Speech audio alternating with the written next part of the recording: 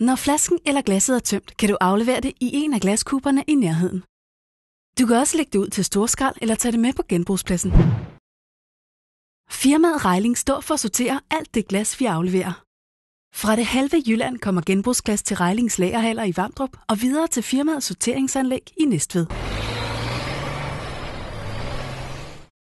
Her bliver etiketter pustet af, mens stærke magneter snupper skruelågene. Keramik, elpærer og andet, der ikke er glas, bliver blæst til side. Til sidst sorterer anlægget glasset efter farve. Grønt for sig, brun for sig og klart for sig. Det rene glas er nu klar til en tur i ovnen hos Holmegaard. På den store fabrik bliver det flydende glas til nye sodavandsflasker og marmeladeglas, som du køber i supermarkedet. En del af det sorterede glas sælges til firmaet Isover, som bruger det til isolering af huse i hele verden. Tak for dit glas.